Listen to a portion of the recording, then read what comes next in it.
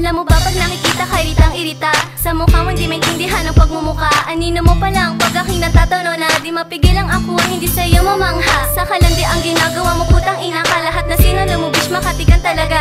Gago ka talaga, daig mo pa mga aso, likas kang malandi, di pa maubos lahi mo. Kung kani-kanino ka na lang nagpapapako, ubod ka na lang di bitch ang sagwa mo. Masaya ka talaga sa ginagawa mo, pati na BF mo sadyang ginago mo. Kahit sino lang basta inaaking malibog ka, kahit sino pinapatos po kang hayop ka. Kapag umaga parang kang umaamong tupa, kapag dumilim kumakaryot ang puta. Tang ina mo talaga, bitch wag mo ako gaguhin, pati na jowa ko kinakalantari mo na. Lumalandi ka na naman, gago hayop ka, kung sino-sinong lalaki ay nilalandi mo talaga.